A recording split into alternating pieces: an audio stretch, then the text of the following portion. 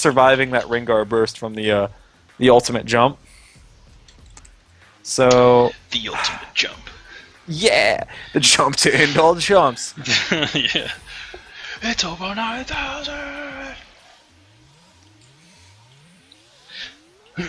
Alright, so just a little bit of lag time between the loading team and the loading screen here. In the chat, what do you guys think about these two team comps? Who do you guys predict to win? I want to hear what you guys think about each side's chances to win. You can write up a little blurb if you want to, or just say, red or blue. It's up to you. Yeah, it doesn't matter. It doesn't matter. Is there a way to do a polling device or a polling thing in this? Because we could do like a. You could do a straw poll. We could do a straw poll inside the chat, right? Yeah. That might be something we can do during these 10-minute horrible times between games. Okay.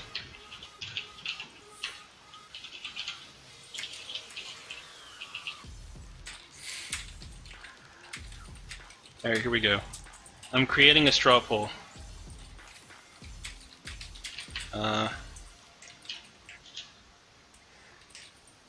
Oh, that's not it. No, my straw poll.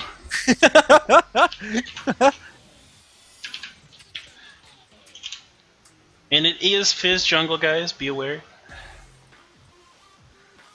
Yep, it is Fizz Jungle. That is definitely something a little bit odd. Let's see what people think about this game. I know who I'm voting for. Boom.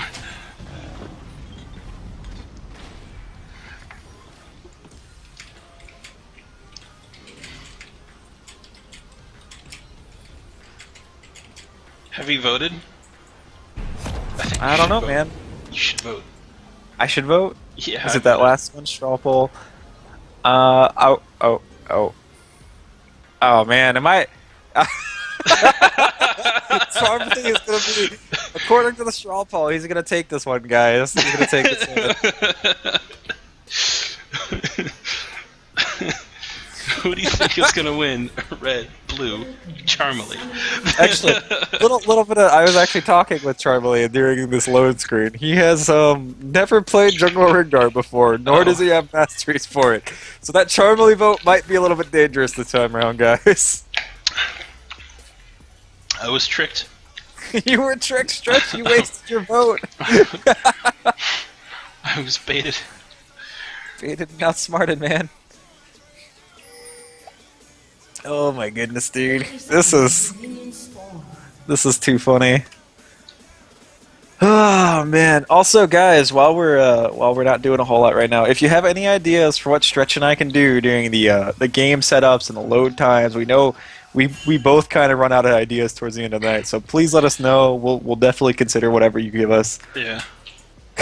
This gets hard, man. We're not professionals. We don't have a support team. It's more mentally exhausting than you really think it is. Like just watching, you're like, oh, it's no problem. I mean, just walk and talk. You just talk about the game. But yeah, there's like a billion things to think about.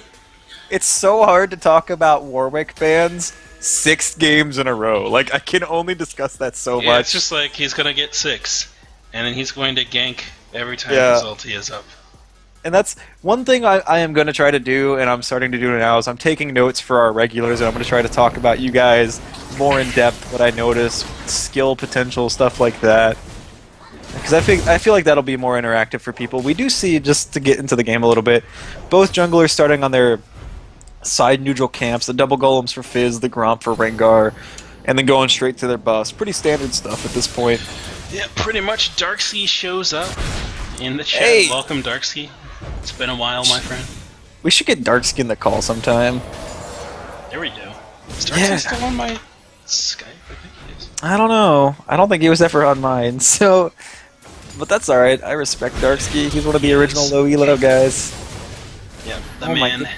So bottom lane, a little bit of trading going down. The President taking a little bit too much hatred there. Has to back up and pop a potion. Argento Loop is going to walk in and pick up a soul. Top lane, Dragon Lord is going to just push up on the Shyvana. Impressive on his part, as Shyvana's got some pretty good wave clear. But she chooses to take the Flame Breath and the Twin Bite before she takes the Burnout. So that's interesting. Yeah.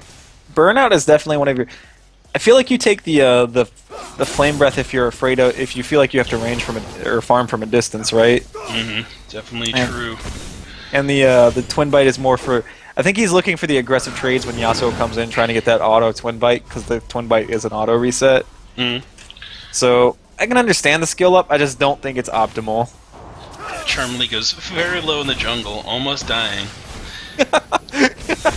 Oh my goodness, bottom lane WMG goes in on Argentaloop, who hook lands right there, and he does not get the flay back because of the knockup on Jhin, a delayed flay.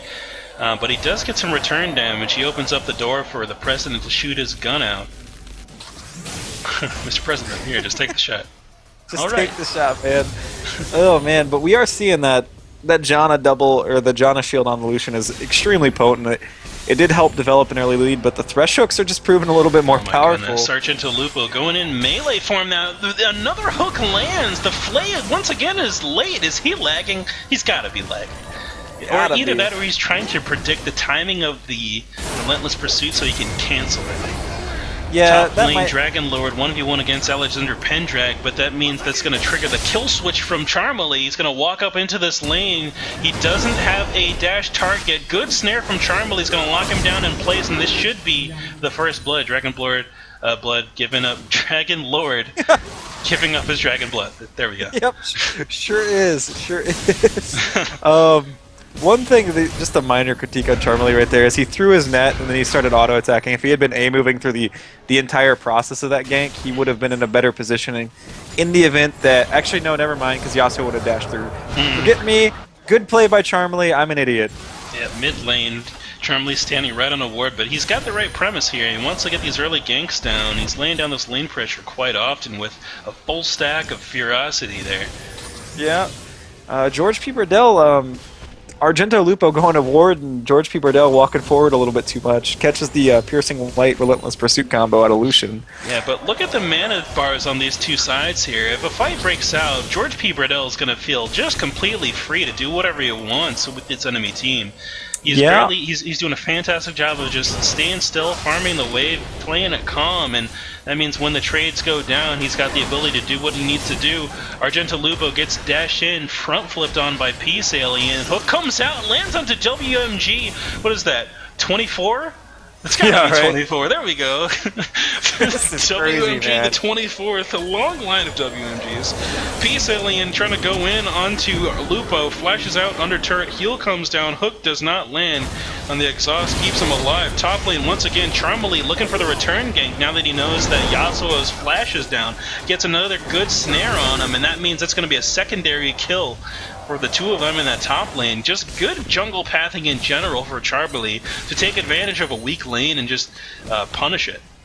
Yeah, well, he knew he had already taken that flash, and he also knew that he had gotten the kill, so he's basically just going up there and collecting 300 gold at this point. He's like, you know what, I don't know how to farm this thing, but I can definitely jump out of a brush at somebody.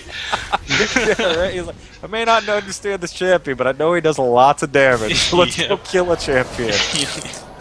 Let's get to a person. Yep. I mean, if you don't quite understand how to do a jungle route, this is definitely an effective method to do it. Ooh. What happened to this bot lane, man? How did Lupo go down? Lupo flew a little bit too close to the sun. He got burned up there.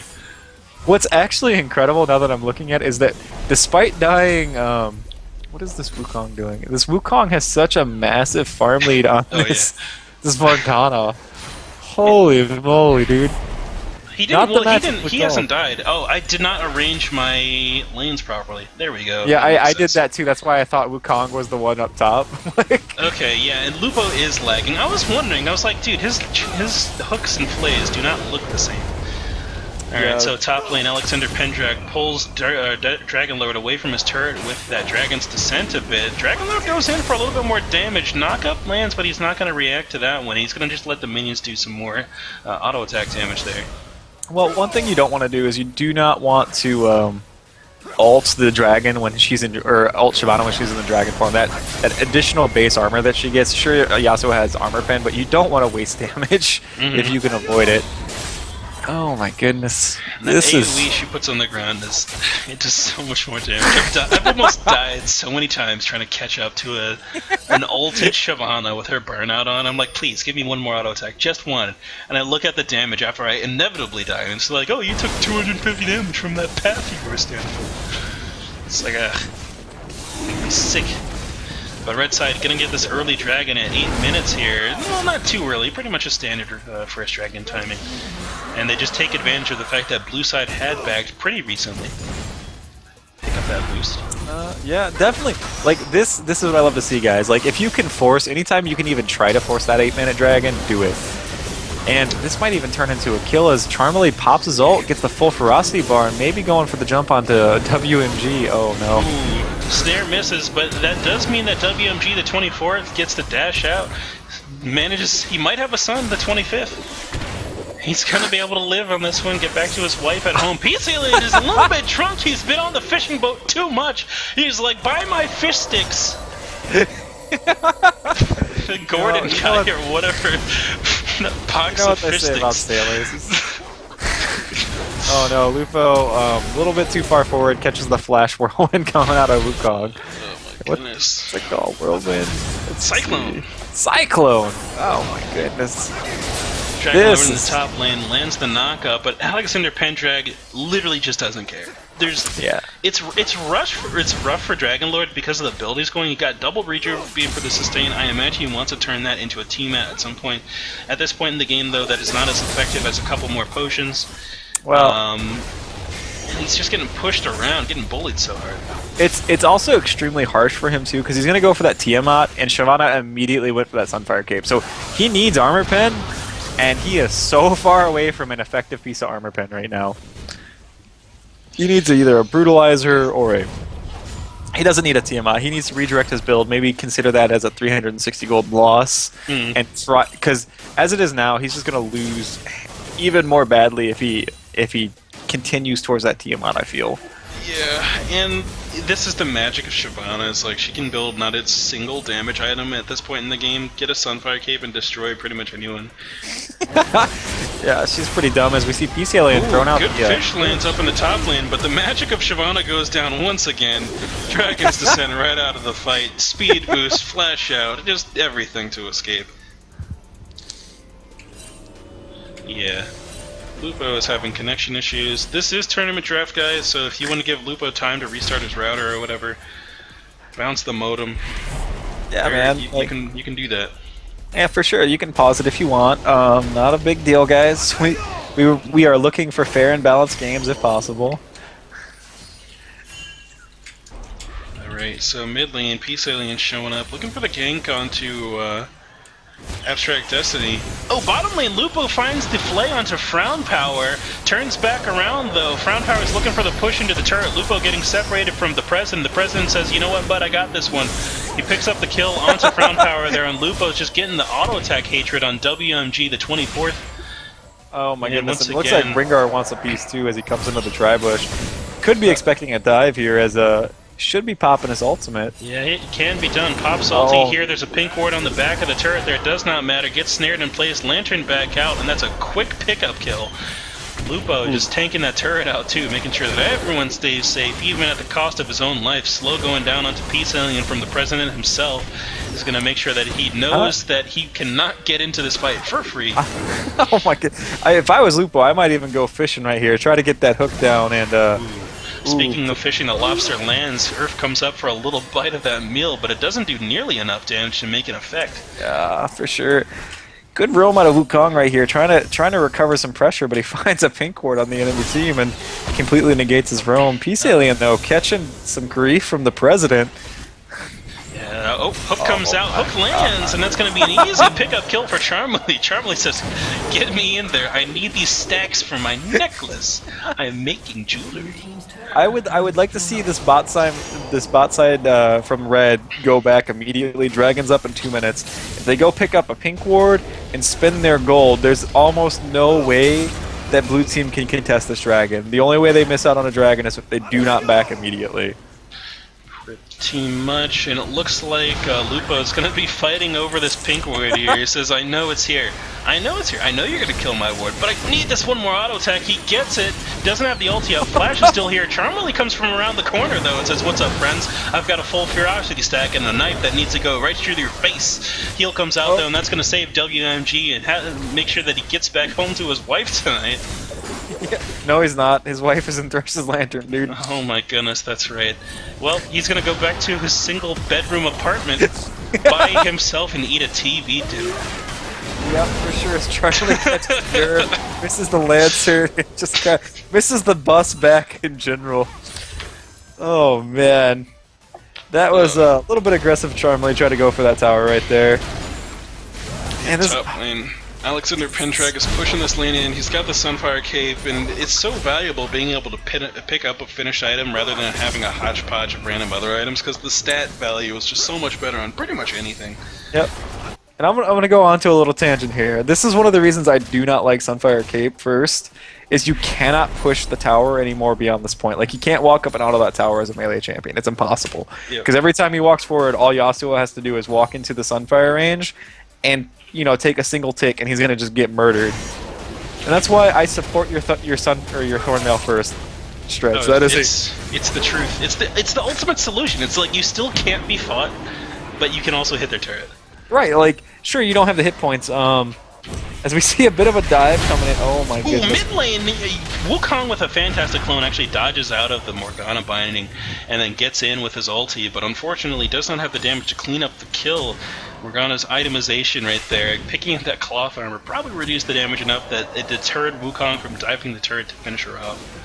Yeah, kind of looking at this neglected lane we haven't talked about in a while. Morgana's done a good job stabilizing. She's only down 10 CS, which, considering how well off Wukong was in the early game, he was up, I believe, about 20 CS to begin with. She's done a good job getting that mid tower, getting as much CS, catching up, being only 10 CS behind, and it's definitely showing that it's gonna be telling that she'll have an impact no matter what. Alexander Pendrag does not finish off that turret in the top lane, even though he's got the Dragon's Descent up. He doesn't want to drag it from Dragon Lord, but he's gonna waddle his way back to his own tower. I'm telling you, man, that Thornmail, it's the truth. Yeah, like, you don't need the hit points. Like, you've sold me, Thresh, and we can tell the world, dude. Like, you don't need the hit points. You can go Thornmail for the price of a Sunfire Cape.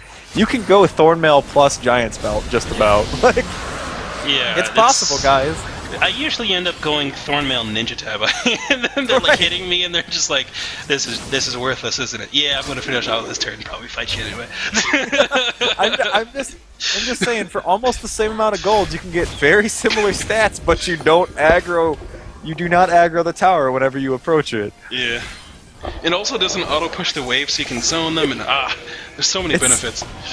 Like, Sunfire first is a good option, but I feel like it's the uneducated man's option. I feel like now that I've been informed that Thornmail, oh my goodness, Proud Power lands on the bottom lane. He's gonna, sad face comes out, and unfortunately he's gonna get bursted out there. Lupo saying, you know what, I'm gonna take this one. Alexander hit that one time. There you go. Kill him. Yeah, he's down. He's we got an almost full rage bar. Nice knockup, but good knockup there. But I don't think that's going to be enough. That yep, he burns out from the Sunfire Cape, and that's going to be the single advantage. Oh, Molester goes in. He does pick up the kill on Morgana there, but he's going to lose his life anyway. Peace Alien just showing up like, it's late to the party.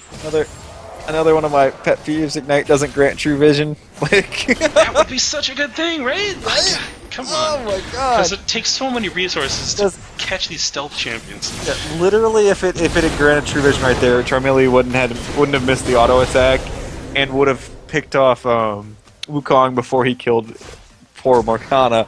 Yeah. But that doesn't exist. It's not a thing for whatever reason, even though Ignite says it reveals champions. Or grants vision. Whatever. Grants vision and brush, that's cool, but I've already got a thing that does that with my trinket. I just drop it in there and it's done. Now that they've fixed all those brush bugs for the most part anyway. Oh, they still haven't fixed the ones in the bot lane. I know you don't go down there, but those side lane bushes on the extreme outside, Janna getting a nice slow on Alexander Pendrag, but with that Dragon's Descent, I don't imagine anything's gonna happen. No. And right here, Here's the part of the game where that Thornmail would be devastating. Like, there's nothing WMG would be able to do. It's just you literally here comes Shyvana. Either you get peeled and you try to literally run away from him. Kids, you can't kill him. Like you'll kill him, he'll kill himself trying to kill him. Or like, you just die. Like. It's so brutal, man. Like, having played as the ADC against your Thornmail first build, it is so... It puts you 5,000 gold behind with them investing 2,000 gold, because you need the lifesteal so you can damage them, and you need the stupid freaking Last Whisper. It's so hard. Yeah. You're like, there's 2,000 gold investment, I guess I'm minus 5k gold for a while. Pretty much Charmely flashes in. Oh, good! Widow actually stuffs it, and he gets the knock up there. Alexander Pendrag dashes in. Dragon Lord jumps over the wall. Good knock up from Molester is going to keep Yasuo alive for just a little bit longer, but he does get taken out. And, oh man, I feel like if Alexander Pendrag had turned to fight instead of trying to drag this out, he would have definitely been able to finish off Wukong. Yeah. A little bit of an indecisive moment right there, cost him his life. Oh my goodness. This is also turning into a really brutal bot lane. Like, we knew Kog'Maw was ahead, but we're seeing the Bloodthirster versus a completed Trinity Force at the 20-minute mark. That's not where you want to be as a Lucian at this point in the game. You mean BF Sword?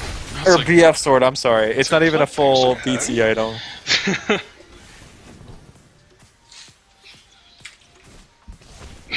Alright, so Frown Power are gonna just do some damage, get the slowdown on George P. Burdell, but the president turns around and says, "You know what? Aren't you just a secretary? Like, what? How can you even approach me?" What are you doing? Who are you, peasant? Exactly. Please.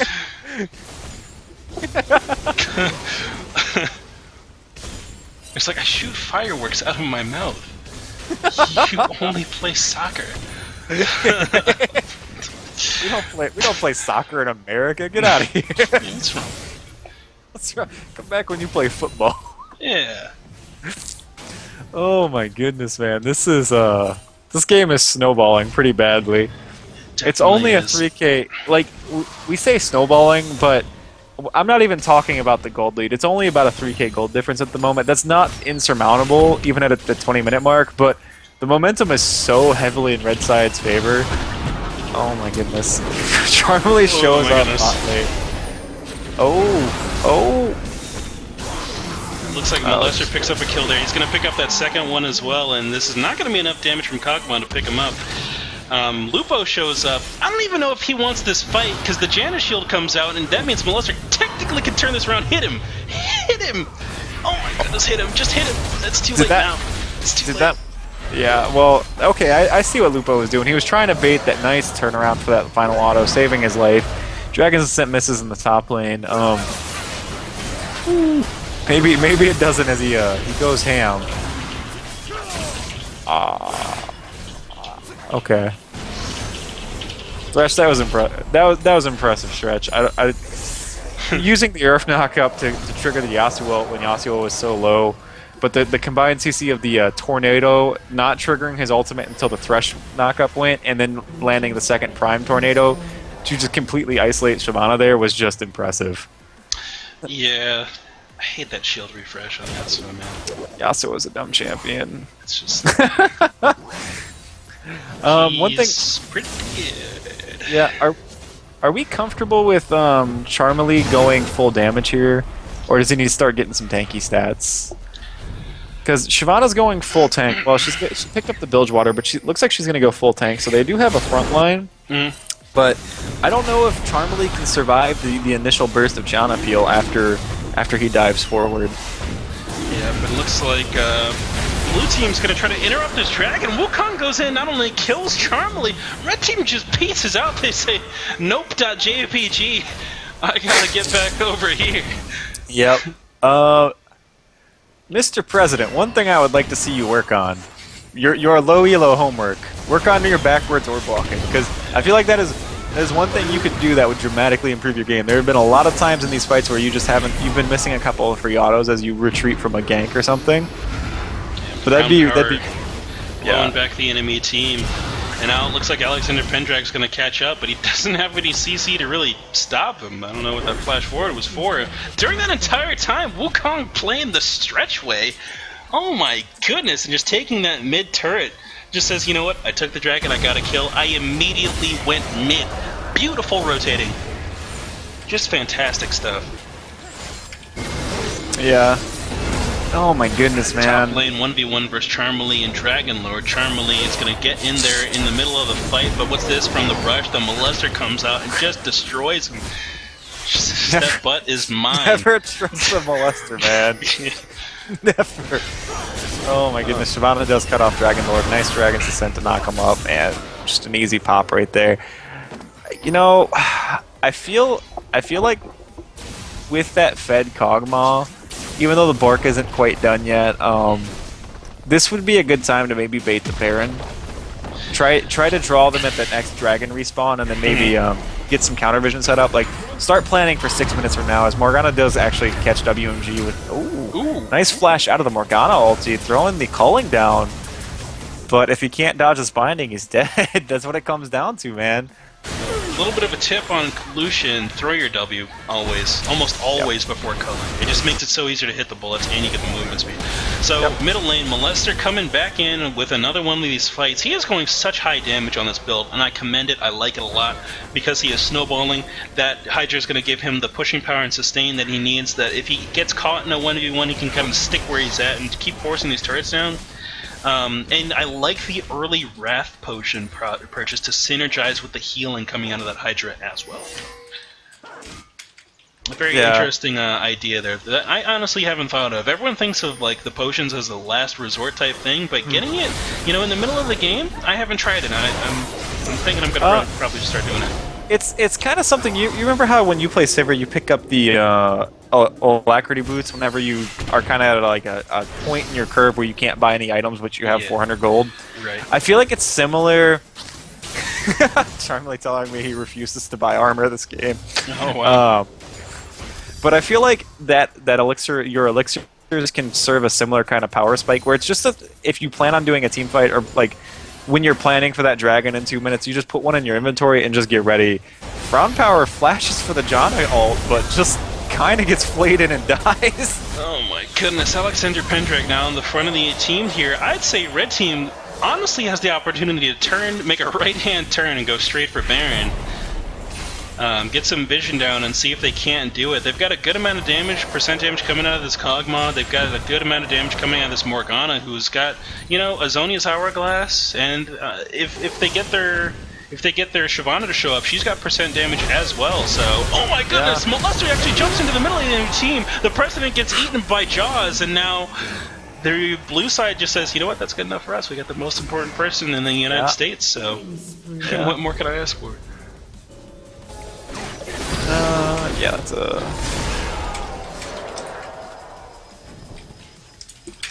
Oh my goodness, sorry guys, as I'm communicating, I'm getting instructed on something right now. Okay. I'm learning a little bit of top lane. Ooh. As Charmely, just learning some build path. People are sending me suggestions, which I actually really do like the idea. I'll share it with you later, Stretch, but... Okay. Man, this is getting rough because what we talked about in the pregame lobby, Frown Power is probably going to go down to Charmely right here. Yeah. We really wanted to see these kind of like a 5-man disengage comp for the Kog'Maw coming in right now, with Charmely trying to focus on that Lucian or maybe even the Yasuo, and we're just not seeing it because Shyvana is dedicated to that split push, which I don't think is necessary. Ooh, Shyvana TPing it in the jungle here, and it looks like Shyvana's going to arrive. Charmely is in the middle of the enemy team, gets knocked up with that herb that Fizz had thrown down, but red team's going to make a clean pickup here, and they're going to continue this push onto the mid lane. George P. Burdell, the president, has come back and joined his security detail. So they're going to be able to probably force this out. Actually, Lucian has the culling up, and Yasuo's got a wind wall, so they can block a significant amount of damage to this tower. Janna is also here. I didn't notice this, but blue team's got a fantastic comp in terms of defending turrets. Yeah, they sure do. You know, they have... Their wave killer is a little bit lacking because they basically just have the Lucian's kit for one wave. They don't have any way to clear 2 waves simultaneously. Honestly, it's going to take them a little bit longer than you would want. Mhm. But if they're just defending one tower with the Lucian's kit and the Yasuo Nados and the Janna Nados, they have more than enough wave clear for defending a single tower. Yeah. John also being able to toss that shield onto the turret itself, give it a little bit of extra HP, does help out as well. Interesting build path coming out of this Janna. She's got a Frozen Heart even above the Talisman of Ascension. I love that. Like, Kog'Maw scales so incredibly well off of attack speed. As Red Team does pick up the dragon right there, Molester goes on to Charmely, and Alexander Pendrag just goes straight for Lucian. Never gets his ulti off, though. That's a little strange. You have WMG in the back of this fight. Charmely trying to jump over the wall. He does make the jump there, and he's actually going to make it into the jungle and escape with his life. Red Team doing a fantastic job of cleaning up that team fight. So, I don't know if you caught that, dude, but Charmely pops his ulti from the dragon pit to bait Lucian away from the bush that's in that banana bush, which actually brings him close enough for Charmely to jump from the dragon pit onto the poor WMG. Yeah. That is so funny. Oh my goodness. Mid lane But, Lupo tanking out this laser a little bit, gonna take a lot of damage, but it's okay. He does not go down. Fizz is now spawned, no home guards on him. And they kind of want to make, they're debating safe play or take the inhibitor. They don't want to risk anything, and they all back up and make the safe play as Fizz finally arrives. Just having that inhibitor wide open right now is good enough, I'd say. Yeah, they definitely did the correct decision by not greeting out for that inhibitor. If they had gone for that inhibitor, they definitely would have lost the Baron. It may be one tower, but definitely lost the Baron. And that's not something you want to give up at 29 minutes in the game. Yeah, Lupo getting some vision control here. He's got the ward down in this curved brush, just so he can be able to see who's approaching the Baron pit. Not quite in the Baron, because that's one of the most commonly swept places when there's the threat. Like, right now, there's huge Baron threat. So they're always if anyone's going to do a Baron, they're going to run through here, and then they're going to sweep the Baron pit. That's just how it operates. But with this one here, they can see everyone approaching. They know that they need to group in that area. They can't quite see the Baron quite yet, but you can always toss a ward over the wall there anyway, once you've got your team grouped up.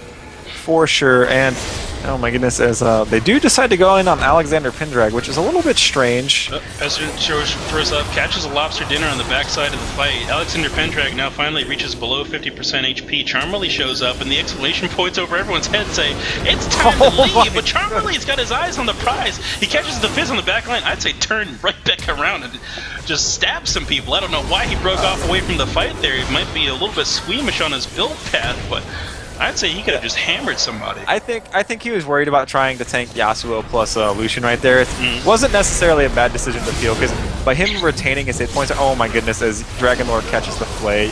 Lupo, why are you so good at this thresh? Yeah, it's pretty nice. Yeah, but I feel like by right now, Charmely, by choosing not to engage the Lucian plus Yasuo there, guaranteed his team a dragon because he did not risk dying. He didn't get as many kills, but he said, no, if I don't greed out for these 2 kills right here, we get the inhibitor and a Baron. And that was just good patience by him, to be honest. If they go for it, though. Wukong making it back to base. I honestly believe that they might not go for this Baron just because they know Wukong is up. He was just top lane taking out that inner turret, so they didn't quite catch vision of him. Actually, Pendrag might have caught him at the brush at the very tail end of his recall animation, but even so, it looks like they're more focused on wanting to get a fight here in the jungle. Hook lands onto WMG, and he's going to get zeroed out instantly. PS Alien just says, you know what? That's great and all. I need this blue buff. Hook does not land on Peace Alien. He managed to front flip out of that one, but the jump over the wall from Alexander Pendrag is going to keep him close in the fight. Blade the Ruin King is going to make sure that he stays near, but Frown Power just blows him away with the power of the wind. Lobster comes out from Fizz and it lands onto George P. Burdell, but the shield that's going to come out from Lupo keeps him safe. Hook over the wall, right past the shoulder of Frown Power, lands right onto Peace Alien, and it looks like the box spawn's going to kill him. Lupo picking up a kill from himself as Dragon Lord tries to get out of this fight, but another fork pop from Kog'Maw's going to keep him too close to the team. Yep. One thing I think what kind of happened at the end of this game right now, because game should probably end right now is I think Wukong kind of stopped grouping. We've seen him 2 times now kind of be in side lane split pushing, and Red Team immediately took advantage of it. And 4v5s are bad when Rengar can isolate and murder anybody.